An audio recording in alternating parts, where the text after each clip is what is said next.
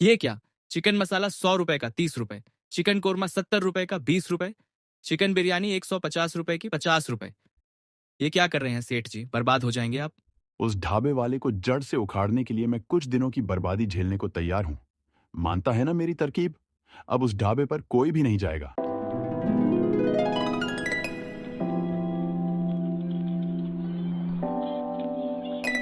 एक गांव में मदन लाल नाम का बेहद लालची सेठ रहता था। वह हमेशा लोगों की जमीन सस्ते में खरीदने की फिराक में रहता था।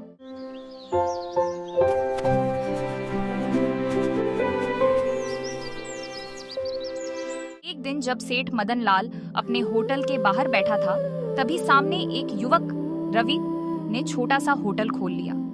यह देखकर सेठ ने तुरंत अपने मुंशी को बुलाया और कहा, ये कौन है जिसने मेरे होटल के सामने अपना छोटा सा ढाबा खोल लिया है?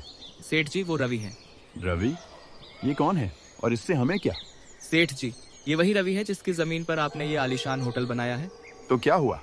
कौन सा हमने जमीन हड़पी है? हड़पी तो नहीं है सेठ जी, पर ये जमीन आपने कम पैसों में जबरदस्ती जरूर ली है। वो सब हम नहीं जानते। अभी तुम जाकर उस ढाबे को हटवाओ। जी सेठ जी, मैं कुछ करता हूँ। कुछ नहीं, तुम अभी जाओ और उस होटल को हटवाओ। जरूर सेठ जी, मैं अभी जाता हूँ।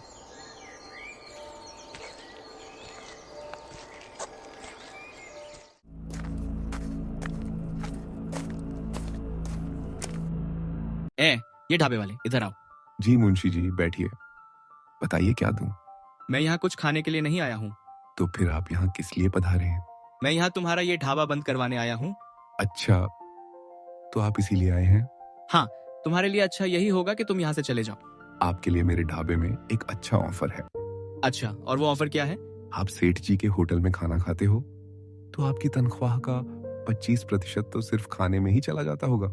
हाँ, ये तो सही कहा तुमने।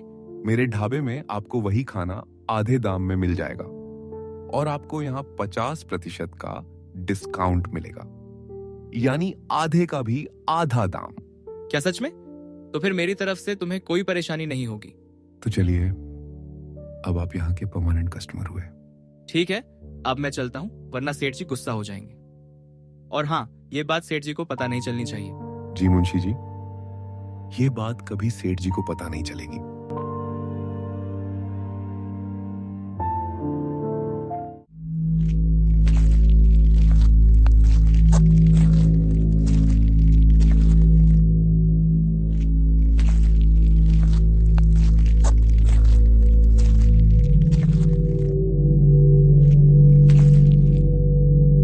सेठ जी, वो रवि मान नहीं रहा है। तो उससे पूछा कि उसे क्या चाहिए या नहीं पूछा? ये तो मैंने पूछा ही नहीं। तुझसे एक भी काम ठीक से होता है? मालिक, वो दरअसल। चुप! तुझसे कुछ नहीं होगा, मुझे ही कुछ करना होगा। मैं खुद जाकर उससे बात करता हूँ।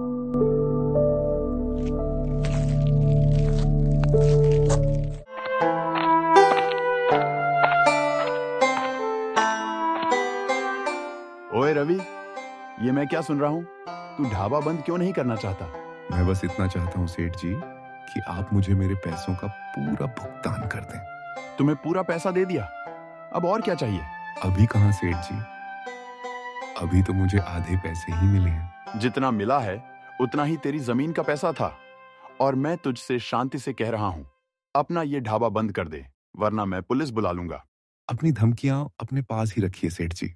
ये ढाबा तूने दूसरी की जमीन पर बनाया है, अभी अच्छे से चल जा, वरना ढाबा तो टूटेगा ही और तू ऊपर से जेल जाएगा अलग। सेठ जी, जितने पैसे आपने मुझे दिए थे उसी पैसों से मैंने ये जमीन खरीदी है। अब आपको जिसके यहाँ शिकायत करनी है कीजिए।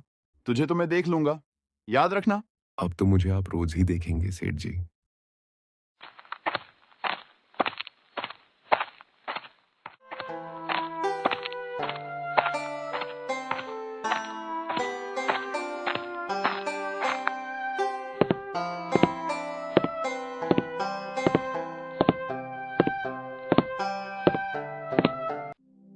क्या हुआ सेठ जी? बात बनी कि नहीं? इस रवि का तो कुछ करना ही पड़ेगा। मतलब बात नहीं बनी? अच्छा हुआ। क्या बोला तूने? कुछ भी तो नहीं सेठ जी।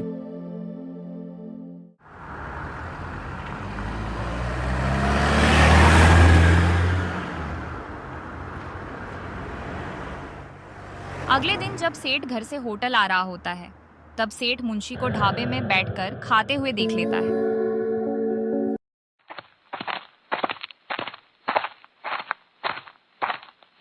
अरे बिना पैंदी के लौटे, तू यहाँ क्या कर रहा है? यहाँ खाना खाने आया था। अरे तू मेरा मुंशी है और खाना इधर खाता है?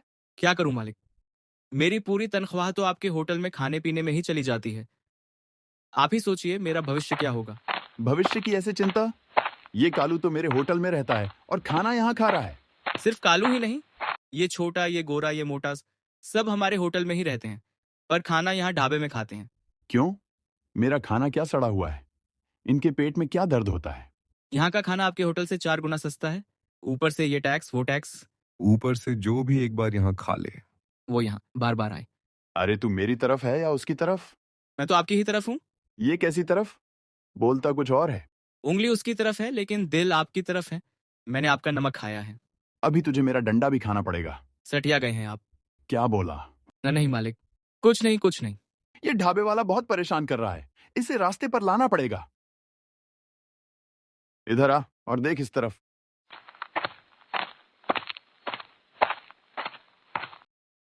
ये क्या? चिकन मसाला 100 रुपए का 30 रुपए, चिकन कोरमा 70 रुपए का 20 रुपए, चिकन बिरयानी 150 रुपए की 50 रुपए। ये क्या कर रहे हैं सेठ जी, बर्बाद हो जाएंगे आप। उस ढाबे वाले को जड़ से उखाड़ने के लिए मैं कुछ दिनों की बर्बादी झेलने को तैयार हूं। मानता है ना मेरी तरकीब? अब उस ढाबे पर कोई भी नहीं जाएगा। लगता है बूढ़ा सच में सठिया गया है।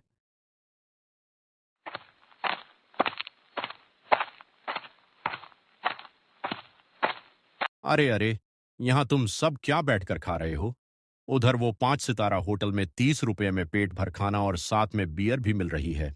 क्या आप सच कह रहे हो? हाँ, चलकर देख लो। हाँ चलो चलो भाई, चल कर देखते हैं। अरे अरे, आप लोग कहाँ जा रहे हो भैया? अरे छोटू, क्या हुआ? सब लोग कहाँ जा रहे हैं? रवि भैया, वो सेठ को देखो। अपने होटल का दाम गिराकर उसने तुम्हारे ढाबे को पूरी तरह से बंद करवाने का प्लान बनाया है। मतलब वो बूढ़ा सेठ चाल पर चाल चल रहा है। हेलो सेठ जी। हाँ मुंशी, बोल, क्या बात है? सेठ जी, आपके दुश्मन के ढाबे के ग्राहक ऐसे साफ हो गए जैसे मुंडन के बाद सिर से बाल गायब हो जाते हैं। अरे ये तो कुछ नहीं, थोड़ी देर और रुक, अभी देखना उसका ढाबा भी गायब हो जाएगा। अब तू एक काम कर, गांव की एक टिकट कटवा ले। सेठ जी, क्या आप गांव जा रहे हैं? अरे उल्लू के पट्टे, वो टिकट मेरे लिए नहीं, उस रवि के लिए है।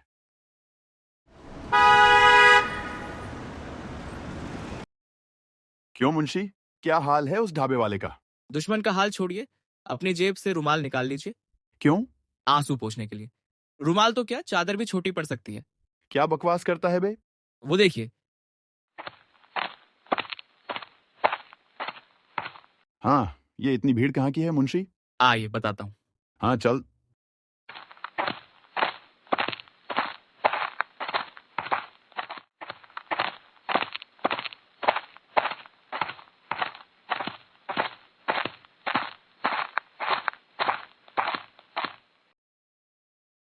ये बोर्ड पढ़िए।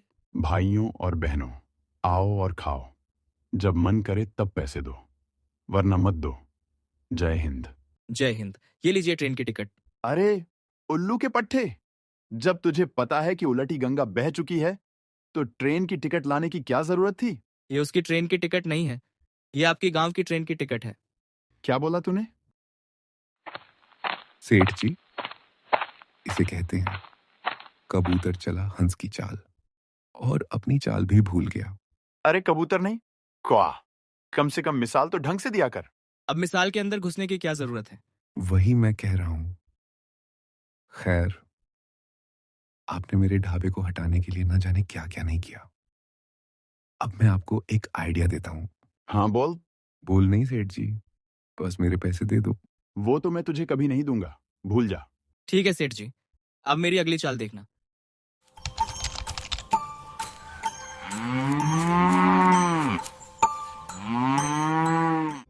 ये साला ढाबे वाला न जाने कौन सा नया प्लान बना रहा होगा। तभी मदन लाल सेठ की बेटी वहाँ आई और बोली, पापा, मैं बता रही हूँ, मैं उसी लड़के से शादी करूंगी, वरना नहीं करूंगी। और मैंने भी कह दिया है, तुम उस लड़के से शादी नहीं कर सकती तो नहीं कर सकती। पर पापा, पापा वापा कुछ नहीं चलेगा। तुम्हारी शादी के लिए लूला, लंगड़ा, काला, गोरा सब चल जाएगा, पर वो लड़का नहीं चलेगा। और अगर तुमने उसी से शादी की तो मेरी जायदाद का एक भी रुपया तुम्हें नहीं मिलेगा। तो ठीक है पापा, मैं किसी और को लेकर आती हूँ।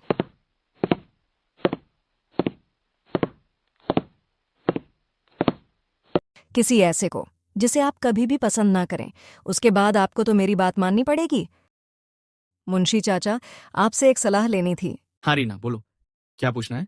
मैं एक लड़के से प्यार करती हूँ, लेकिन पापा उससे शादी नहीं करने दे रहे। कह रहे हैं कि काला गोरा, लूला लंगड़ा कोई भी चलेगा, लेकिन वो लड़का नहीं। और मैं उनसे कहकर आ गई हूँ कि मैं अभी कोई न कोई लड़का लेकर आती हूँ। अब आप ही बताओ, मैं किस लड़के को ले जाऊं कि पापा तुरंत मना कर दें? तो फिर तुम्हें रवि को ले जाना चाहिए। रवि? ये रवि कौन है? रवि एक ढाबे वाला है। उसने सेठ जी के होटल के बिल्कुल सामने अपना ढाबा खोला है और सेठ जी उससे बहुत परेशान रहते हैं। अगर तुम उसे लेकर जाओगी तो सेठ जी तुरंत मना कर देंगे। फिर तुम अपनी पसंद वाले लड़के से शादी कर लेना। तो ठीक है मुंशी जी, आप रवि से मिलने की बात कीजिए। ठीक है, मैं उसे कल बुला लेता हूँ।